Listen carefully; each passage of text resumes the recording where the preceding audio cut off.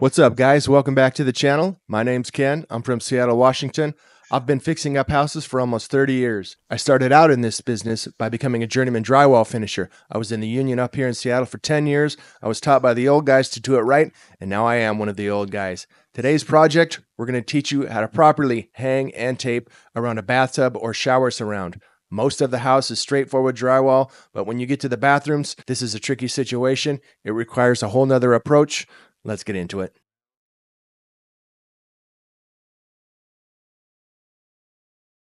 Let's take a quick look at the exact situation that we got here. So the homeowner installed the shower surround himself, and he knew that there was a gap, so he shimmed it himself. So let's just take a look what we got to work with here.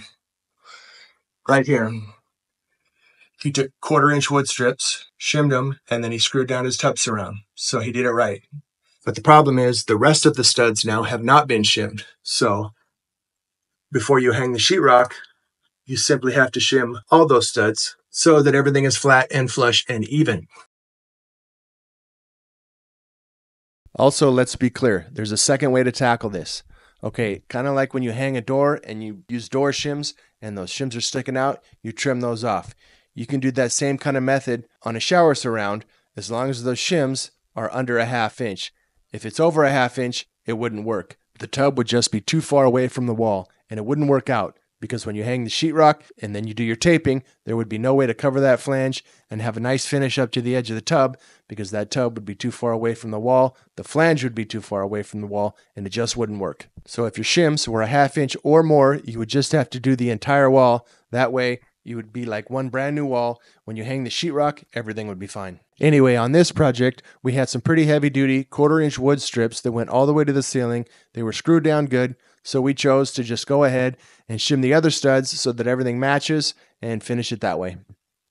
Look up high. Here's a couple 1/4-inch shims that the homeowner put there. He did it right. Good job. So now, continuing on the rest of the studs, I'm shimming the rest of the studs with my cardboard shims so that everything is the same. That's why I love these right here. You can get these at any Home Depot, any Lowe's. These are great. These butt strips, you can use as many as you need to shim it out to the exact thickness that you need it to be. So for me, I'm going to be using 4. And that'll be perfect. Kind of common sense, but anyway, we're using these today.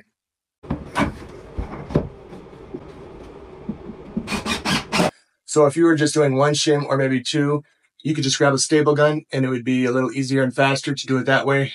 But if it's more than 2, it's best just to use screws. Okay, time to stop rambling on about shims. We are done with that. Let's just take a quick look before we start hanging sheetrock.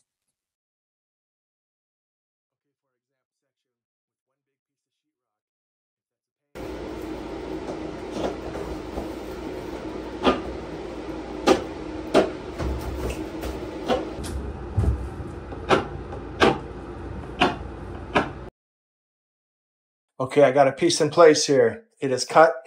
Basically, all I did here, just a quick sheetrock lesson. I measured how wide it is from right here, starting at the side of the door, all the way to the tub, as if I was going to hang it over that flange of the shower, okay? And the reason I did that is because down here, the sheetrock needs to come all the way over. But up here, you do not want the sheetrock to overlap onto that flange, so we're going to trim that part of the sheetrock back. Okay, like I did here. Okay, I measured over about 1 1/8 inches. Measure down to the spot, cut it out. Okay, now watch. Okay, now you see how it's a perfect fit? The most important thing is that the sheetrock is not going over the top of that flange. Okay, let's look at it from the side view. Okay, your flange, meaning this flat piece that screws to the stud, you don't want the sheetrock to overlap onto that. If you do, your sheetrock here will be bulging out. It will be flared out, be all messed up. You won't be able to fix it. You do not hang it that way. Don't do that, okay? Now you're thinking, well, what about that big gap right there? What the heck are you supposed to do now? Well, you need a taper, a drywall finisher that knows what he's doing. We're going to pre-fill that gap with hot mud, okay? Let's look at it from the top down.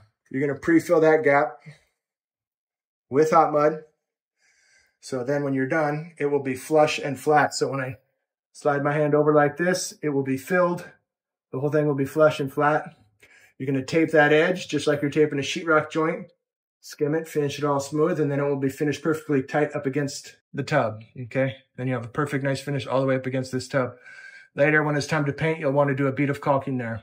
Also, we're using 1 5/8" screws, not 1 1/4", because we shimmed out those studs 1/4 inch using those cardboard shims, which means we need screws that are a little bit longer to grab that stud.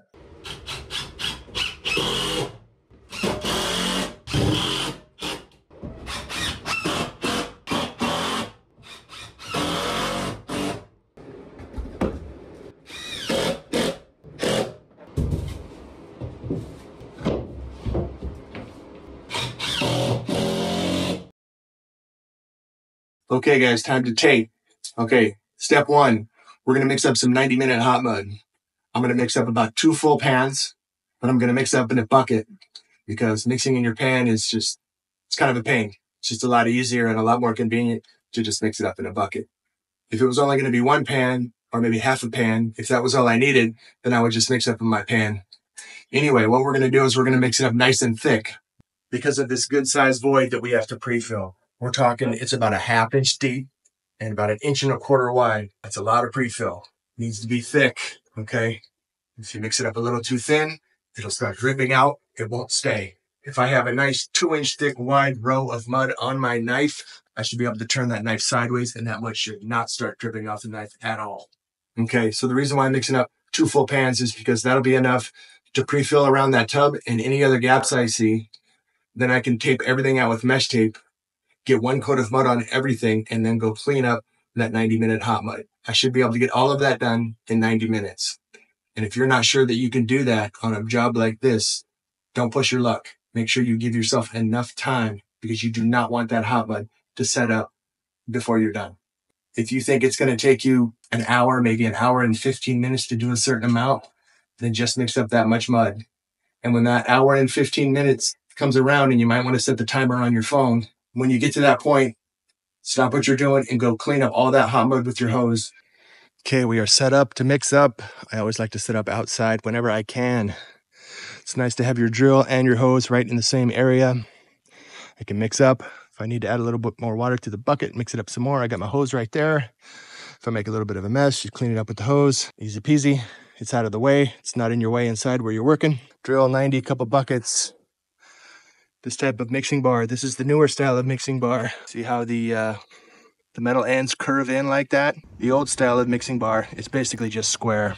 And they're just not nearly as good. These are way better. The old school ones, they, sometimes mud and water will kind of splash out the side of the bucket a little bit. But with these, it brings all the mud from the top of the bucket towards the center and down. So these are great.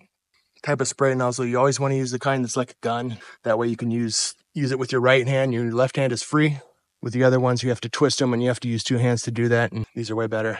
Spray off your tools. You can hold your tools with 1 hand, hold this with your other hand, and they're just way better. Okay, a couple quick tips for putting on your mesh tape. So we're going to do this whole thing with this mesh tape. Okay, basically you got your angles, and then you got your joints on the flat part of the wall. Okay, when you do your joints on the flat part, you stick it on.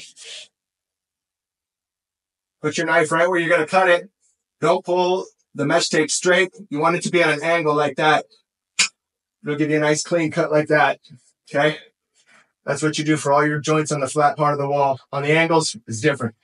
Okay, on your angles, to me, it's kind of a pain to try to keep your roll of mesh tape in 1 hand and then just try to hold it like that and do it like that. It's so much easier to just go like this. Put it on the wall. Don't worry about the angle right now. Put it on the wall so the length is perfect. It's right there to the edge. Okay, we're going to go right into the angle there so the length is perfect. Cut it like I just showed you. Now just grab it. So much more convenient and easier to work with this way. Okay? You don't have to hang on to that roll. Basically, your hand's free and it's just easier. Boom. Okay? Let's do one more. Put it right to the angle to where it's almost touching the angle on this side. Same thing here. Okay? So it's almost touching that angle, so the length is just perfect, right? Boom, cut it. Now your hand's free.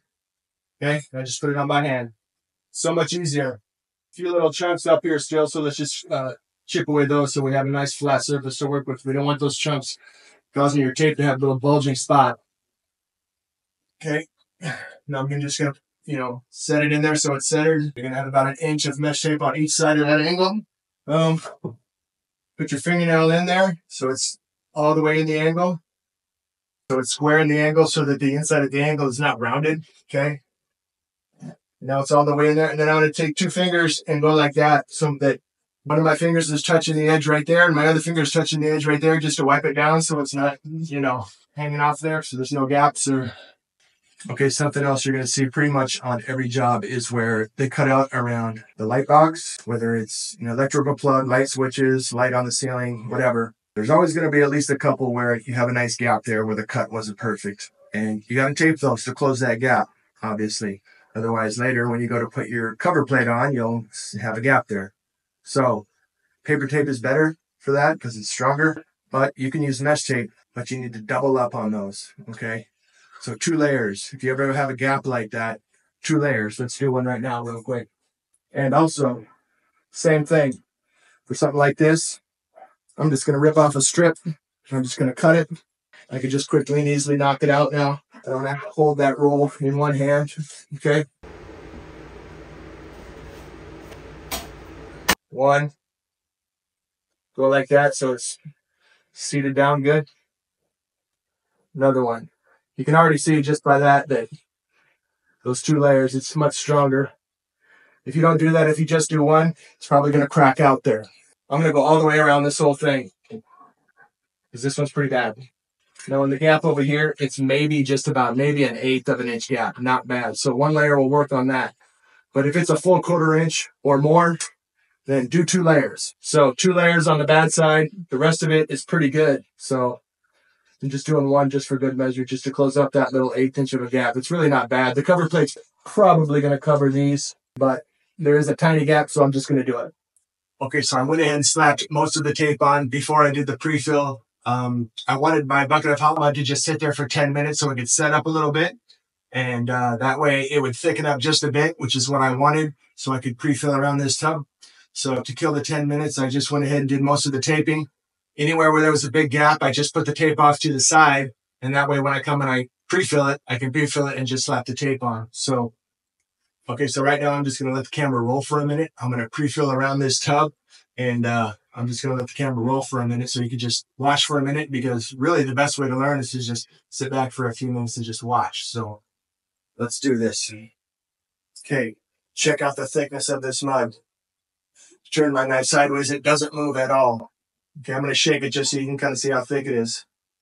Okay, if I start shaking it, it'll move. But if I'm not shaking it, it should not move at all. Also,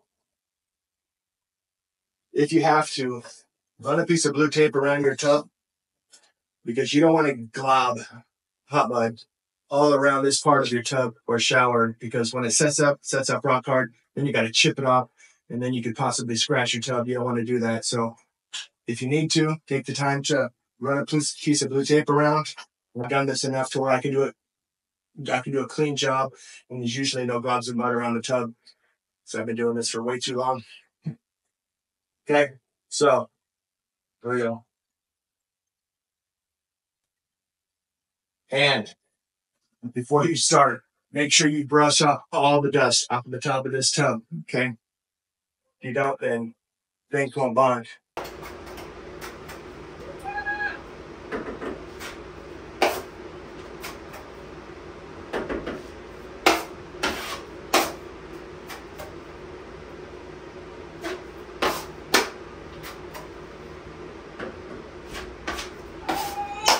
And when I tape this, we're going to tape it.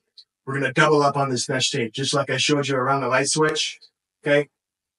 1 row is going to go all the way against the tub, so it's almost touching this, just to have a nice row of tape covered, over this whole gap. And then the second piece is going to go over this sheetrock joint right here. We're going to put it over that, just like we're taping a normal sheetrock joint. Okay. Then the whole thing will be strong, and you don't ever have to worry about getting little cracks along the tub or little bits of mud, cracking and chipping out later.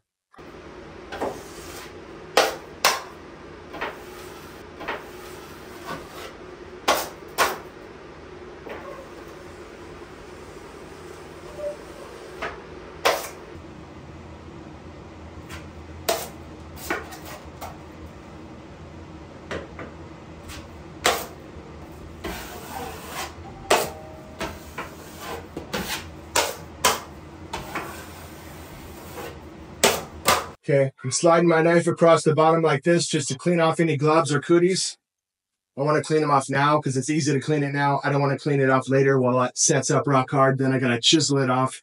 And like I said, you could possibly scratch your tub doing that. So either run blue tape across or just make sure you're doing a nice clean job. Guys, if you're still watching the video at this point, thanks for watching. I appreciate it.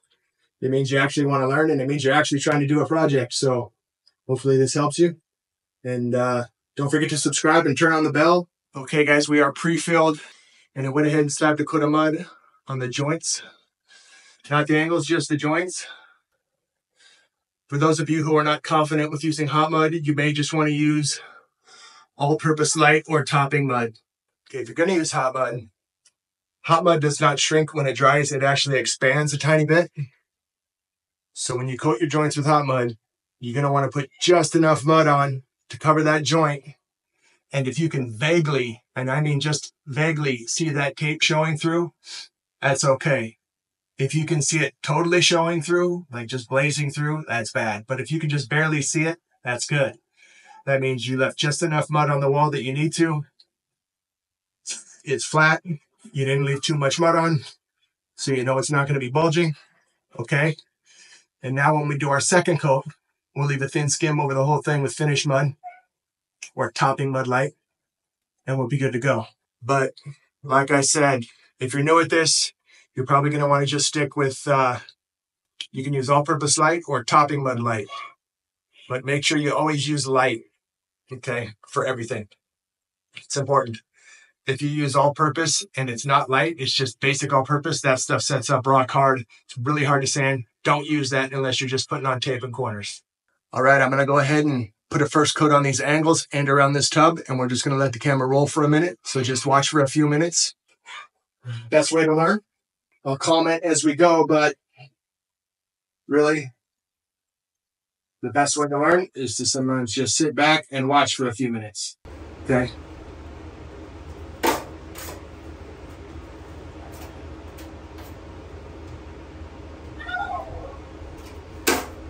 So you'll notice when I put my knife in the angle, I hold it there for a second and just push just a little bit. And that way the mud will squish out from under the knife and it will get all the way into that angle and you won't have any hollow spots. Okay? Put it in there. Hold for a second. Let that mud squish for a second. Okay?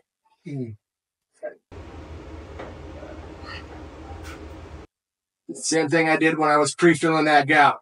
Had a nice big wide bead of mud. Got it in there. I vibrate my knife a little bit so that that mud will kind of like get in there, right? Same thing here. I'll put the first coat on. Same kind of thing.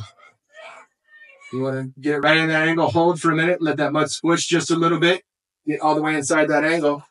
Okay. Now this is a tricky situation because you got an angle here, here, the tub going this way, this angle. So you have like everything is intersecting, right?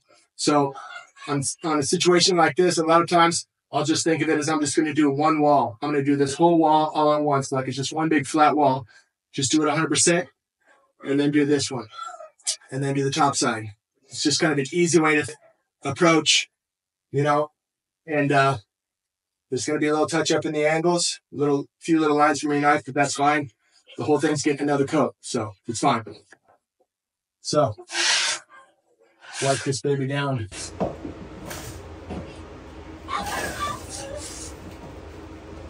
There's a rough angle right there. Woo. Okay.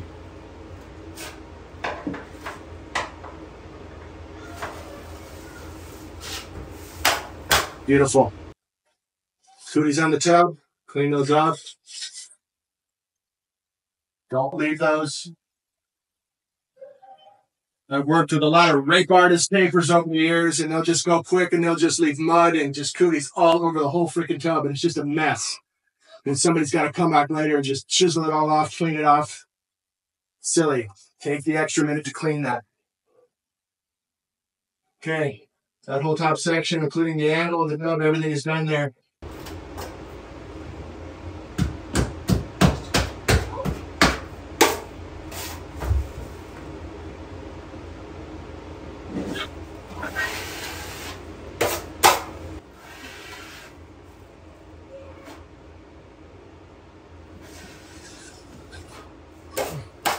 Beautiful.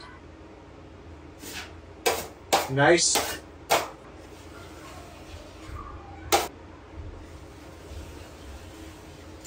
Okay. Ceiling side. When we do this side, I'll do everything in one shot just to show you the two different ways of doing it.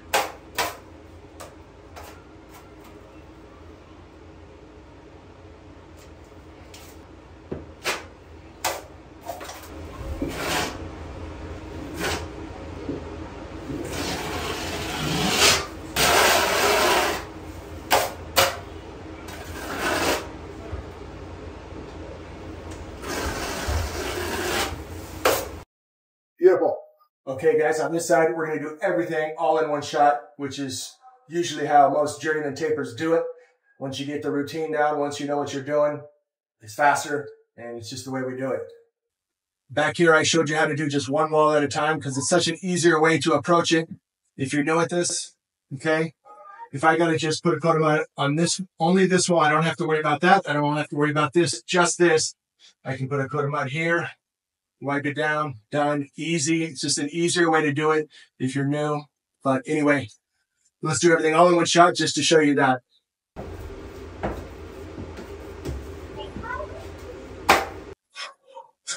Okay, this is a factory edge right here, which means it's a little bit recessed right here. So I'm just going to put a thin skim on that part too and wipe that down. That way the whole thing is flat consistently all the way to the corner. Otherwise later, when you're done painting, you might see that little recessed part of the sheetrock, and that would just look unfinished. So anytime you have a recessed edge of your sheetrock where it's the factory edge, you should skim that. Okay, once I get all the mud on, I'm going to do just a quick wipe down of everything, and that will kind of flatten it out and get it all basically to where it's like 75–80% there. And then we'll clean any gobs or cooties or imperfect spots, and then we'll do the final wipe down, and it will be perfect. Okay. Quickly wipe down everything. Wipe down that fat edge. Get rid of that fat edge. Get rid of that fat edge on the side like that. Okay. All right, now I'm going to do my final wipe down. Boom. Boom. Boom. Doesn't have to be 100% perfect. It's all getting another coat. Let's go. Done.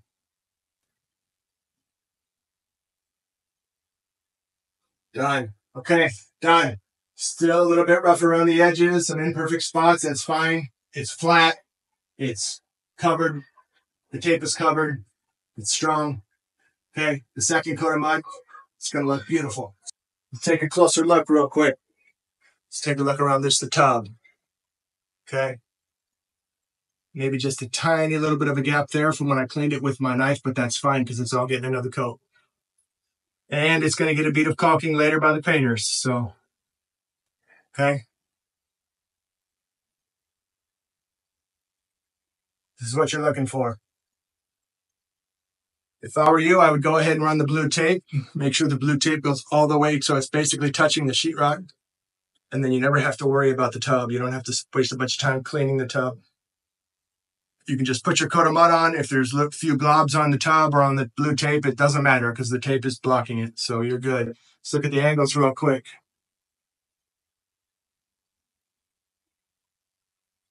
Okay, as you can see, the ceiling is texture, so it's going to be a little rough on that first coat. That's fine. As long as that tape is covered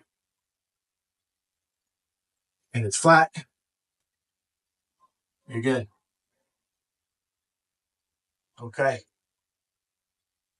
Alrighty. Okay, guys, let's do a quick recap. Okay, the whole point of this video was how to hang sheetrock and tape around a bathtub or shower, because that's a tricky situation. The rest of the house is mostly square rooms. It's straightforward drywall, but every house has the tub that you're going to have to deal with. That's the one tricky situation that you're going to have to deal with on every house. So we showed you how to hang sheetrock right around the tub. You don't want the sheetrock to overlap onto that flange because that sheetrock will be bulging and can't do that. We showed you how to mix up thick hot mud and then pre-fill that gap around the tub. Tape it. Put a coat of mud on it. coat these angles. Okay, so basically we achieved the point of today's video. There's no point in me keeping the cameras rolling and doing the second coat of mud because that's just going to be the exact same thing as what you just saw. It's just a different kind of mud. You're going to want to use topping light for that final coat always because it's just so easy to sand. You can use all-purpose light if you want, but I would really just use topping light. It's easier to sand. I have another video how to properly sand out your drywall. And then I have another video of how to properly spray a nice light orange peel texture from the texture machine that you can rent from any Home Depot, so anyone can do it. So between those two other videos and this video, you are pretty much covered. You would be able to tackle this job from start to finish. Hang, tape, finishes smooth, texture, everything. So this video and those two videos, you're really good to go. So I'm going to end this video now. And thanks for watching. Much appreciated. Don't forget to subscribe and turn on the bell for more videos. And appreciate it.